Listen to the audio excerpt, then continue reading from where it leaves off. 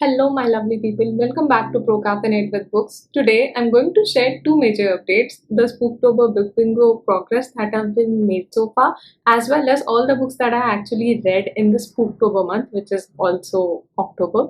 So, let's quickly get started without any further ado.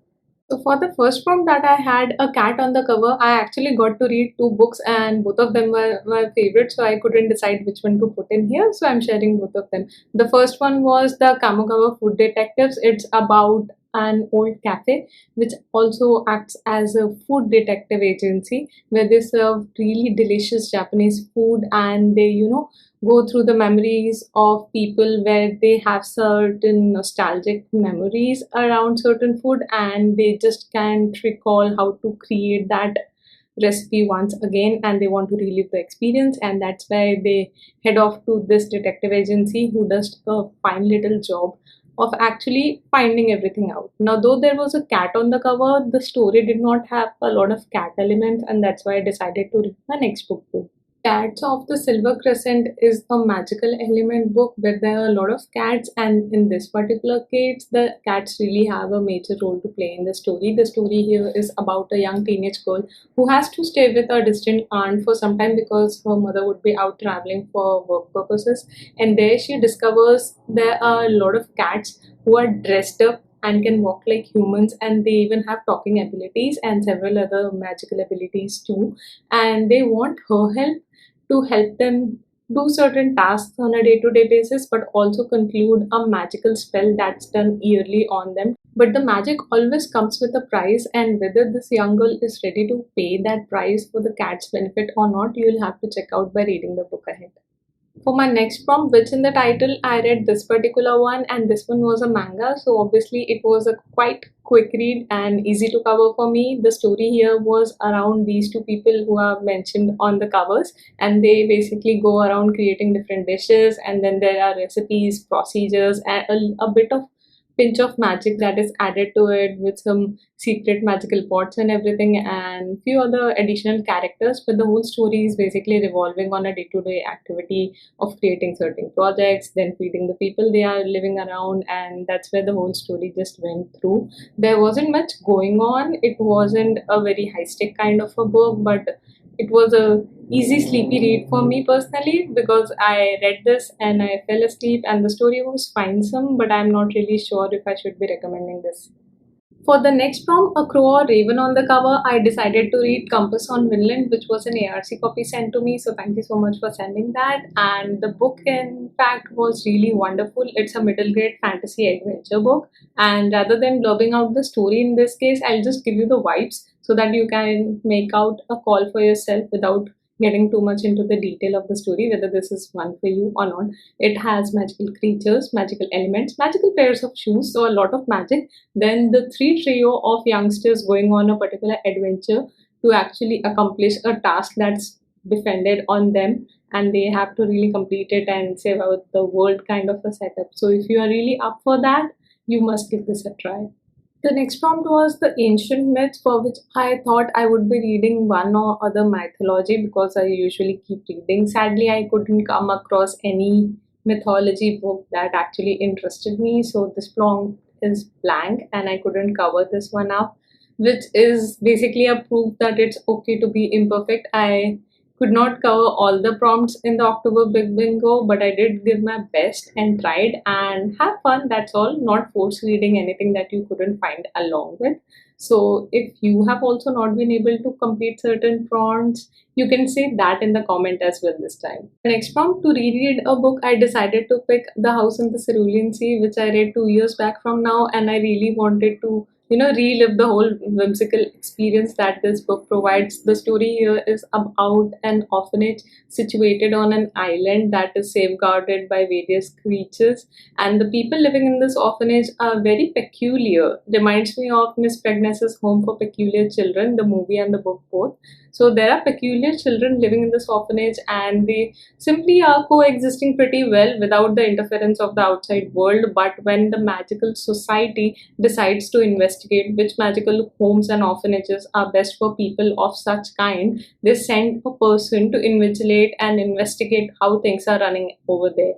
and there he does discovers a lot of weird things that are going around, which from a normal person's perspective would look pretty weird and maybe endangered too. But once you get to live with those creatures and children who have different abilities, you would simply understand that they are nothing more than sweet little children. They just have a humorous way of communicating with each other. The next prompt, Magic is in the Air, I decided to pick Practical Magic by Alice Hoffman, which has been on my TBR list for ages. And this month, when my book club decided to pick this up for the October readathon, I thought I'll give this a try too, and thank God I did. It was pretty enjoyable for most parts of it. There were certain explanations that were lacking, but other than that, a pretty good book for the read perspective. The story here follows the Owens family, two girls living in the Owens family who have certain magical abilities, and they try to put that up in their day-to-day lives. And the magic mentioned here is not just, moving around your wand and making something happen, but in day-to-day activities such as using magical herbs around you, be it lavender, rosemary, etc., all those things. And then there are also ghostly related presence, so there is a paranormal aspect to it as well, which is enjoyable for the most part and creepy for the little part too, especially when the flood comes and all those things. Without giving any spoilers to you, I think this one was a good tales following the two Owen sisters right from their childhood to their adulthood, to how they grow up, how their children grow up, and the stories of before and after things that are happening across their timelines. It is a pretty wonderful book to read in October, I would say. For the next prompt of a book based on Halloween theme, I decided to pick Potions, Poisons, and Pumpkin Spice, which was a cozy mystery murder detective story that was held in a small town. Thank God this one does not include a bakery. I am really tired of reading cozy mystery series around a bakery and a murder setup. So this was slightly different, though it did had certain romantical aspects to it, which was a pretty fine because it was on the underlying side and not something that overwhelms me to the story aspect. The story here is about a small town that is about to receive an investigation from a formal officer that is about to come around, and he's coming around on Halloween, and everybody in the town is just making preparations from Halloween decorations to Halloween dishes around the town, and the mayor in the city is also invigilating everything. And as soon as the person arrives to investigate things, and he's pretty rude, let me just say, and he just writes and talks awful things about the town. And as soon as he's about to leave the next day he's simply found murdered in his own hotel. And from there, the story of investigation starts off, backtrailing into who met whom at what particular time. There's a lot of coffee discussions, there are a lot of investigations, murder on the loose, and possibly a marriage that is hanging by the thread. The next prompt of a curse story, I decided to read Curses and Other Buried Things, and this was my favorite read of October, the best book that I possibly read in a very long time. This is not just a story of three different people living in three different generations, but a historical cycle that keeps on repeating amongst three different people. So there is a love triangle, there is trauma, there is a lot of things that are going on, but it's simply not very easy to be communicated in words. So I would recommend you to check out the blurb for yourself and have a grip of understanding of what the author is trying to communicate here. The book is trying to show you that what actually happens if you give a thought too much power. If you think about something way too much and you are scared that it will happen, it is often bound to happen, and that's what happens here as well.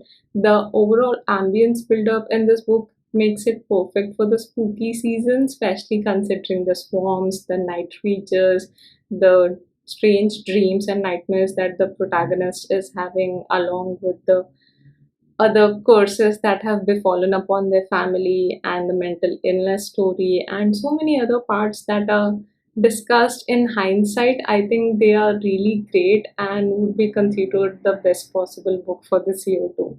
The next prompt was for Lost in the Woods, kind of a theme story in the book, and for that I decided to go with The Ghosts of Sherwood. I was initially planning to read something else, but then I read this book and I got to know that it also has the Lost in the Woods kind of vibe.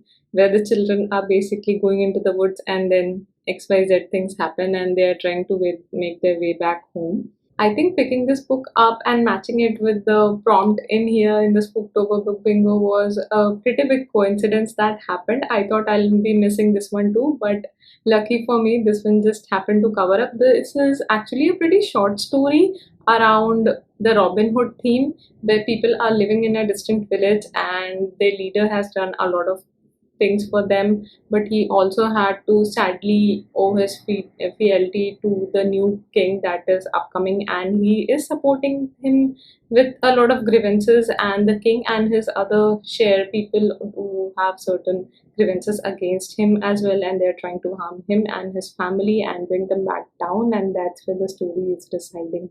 Our next prompt was to read a paranormal anime, for which I decided to pick Glass Scientist. It is a graphic novel and it has certain paranormal elements to it, especially with the supernatural creatures that are residing in the book. So there are a few mad scientists in here who are trying to do certain experimentations on their own body, where they get converted into a werewolf and lose certain control. And obviously the people living in the society are not the bit uh, caring about them. They are totally scared from them, and that's where as soon as they find a werewolf, they are just after their lives trying to kill them and stuff. And that's where the other scientist appears from a very elite society and saves his life, and he is now trying to gauge all the details of the experimentation that has happened in the background, and he's starting to show the mad scientist that he's actually trying to help him, but he does have certain ulterior motives, I would say. And it was a pretty quick read. It wasn't the most engaging, but a fearsome read for a one time setup, I would say. Our next prompt was to read a book on the topic As Real as It Gets, for which I was trying to read a non-fiction book, and then I came across The Big 100, which is basically a non-fiction book illustrating the story of how the people who actually cross the bar of 100 plus age group, the centenarians, their age group is actually increasing now. And for the weirdest part, this particular group is mostly coinciding of white people, and the author here is trying to make a lot of relevant points of what actually are the main key takeaways of how you can actually attain a lot of age with a healthy lifestyle and body. And eating healthy and exercising regularly are not the just parameters that are absolutely impacting them. There are several other parameters too. Time for one is one of the most essential parameters in this case, which is deeply elaborated in the book.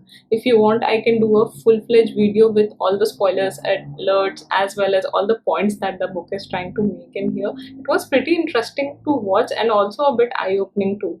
The next prompt of the haunted house setup, I read two books. The first one was The Haunting on West 10th Street, and it was related to a haunted house. Obviously, there were certain malicious activities that have once taken place long back on the top floor of this house, and since then, the house has been haunted. But the hauntedness and the paranormal activities in the house had been on a pause, I would say, for a very long time, where after 10 years approximately, again, certain incidents have started to happen, and the police is trying to investigate and find out who is actually creating these activities and who is the person responsible for all and everything that is happening in here. And it's actually a detective mystery story with a haunted house setup.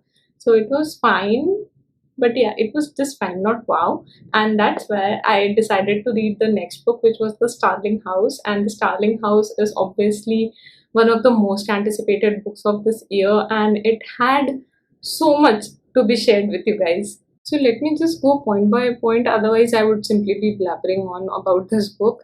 Number one, the main thing that struck to me initially was how similar the concept of this haunted house and the house having its own life and needing a warden to take care of it was so similar to one of the books that I read earlier. I think its name was A Treason of Thorns by Laura Weymouth, and it had certain issues of its own, but that book was really great, and I found a lot of similarity when it came to the house build up and the characteristics of the house that were discussed in here. So it was pretty similar in those aspects, and beyond that as well, there were magical creatures, there are swamps, there are lakes, there are underhill that's going on, and stories that are being narrated in three different timelines. So from the time the curse actually started upon this house to the present day, the protagonist who is living it has been followed pretty well. There is also a very, forbidden romance kind of a story that's going in the underlying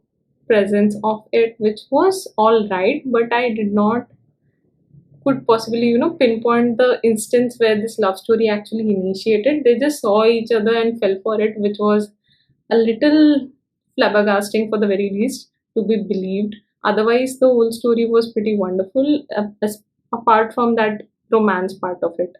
Now, besides the prompt list that was mentioned back, I also had a few other books that I read, primarily just three more books. One of them caught my eye, the rest two were pretty mm-mm. So the first one that I read in that category was A Socialite's Guide to Death and Murder, and the title for the very least is pretty interesting, and that's why I had to pick this up. When I started reading it, it was about the tale of a young elite society girl living her privileged life to the very best, and she also has a hunch by reading a lot of Agatha Christie books that she wants to be a detective herself, and she has proved her point by being a pretty good investigator in the past murders that have happened in the near vicinity of her. And now suddenly a murder has actually happened just outside her hotel, and that's where she decides to intervene into the story, and the whole murder mystery detective story is going on from that aspect.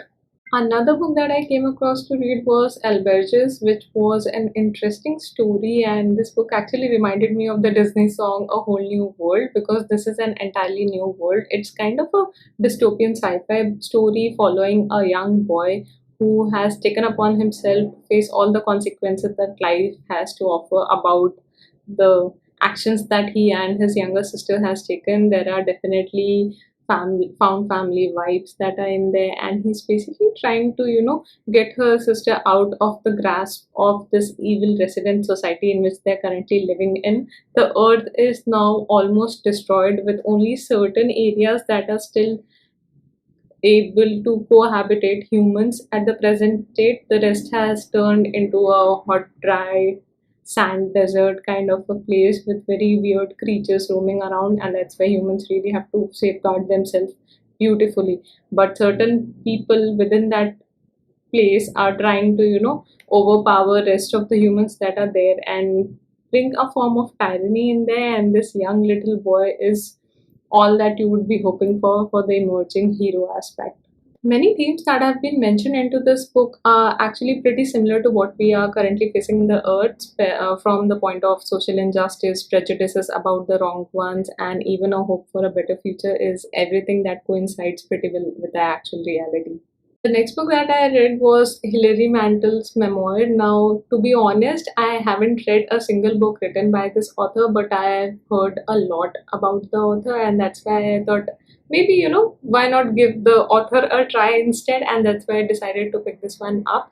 However, from the point of the book, the initial part of the book, the first 30% or the first 25% was something that consisted of the memoir part of how she grew up to be this amazing self writer that she was. And the remaining part simply listed out to be as a compilation of all her incomplete works into a single book, which did not make sense from a reader's perspective. I would say the memoir part was absolutely beautiful and inspiring, no doubt.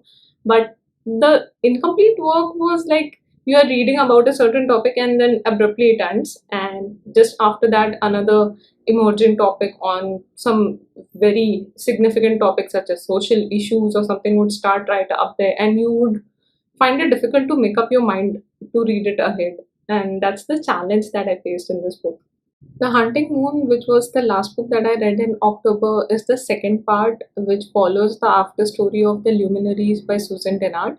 And this one actually has a protagonist following up after she has defeated one of the shadow creatures and how her life is suddenly changed. Also, her best friend Jay, who is now the leader of the Hunters Pack, and is making an impact in the society, and all the stories is just simply going ahead from there. But I did feel that this one did not have the same impact on me, especially from the starter's point. It did not abruptly, punch you on your face with that story, the impact that you had with the first book. I don't think this was present in this book, but if you just keep going, you'll get the hang of the story. Another thing that I really want to recommend to my readers is please reread the Luminaries before you read this one. If it has been more than 1 year for you after reading the Luminaries, I think you really do need to have a revision. Otherwise, you'll be simply lost, like me, for a lot of parts. That why is this happening? Why is that happening? Because a lot of elements are simply interconnected, and you need to make point of it. And that, my friends, were all the books that I read in this October. These are the books from rating perspective, how I rated them from least to highest, and these are the prompts that I covered by reading one few of these books. I hope you had a wonderful time watching this video, and let me know in the comments down below which one was your favorite read in October, and I'll catch up with you in my next video. Until then, keep your coffee strong and your TBRs long. Goodbye.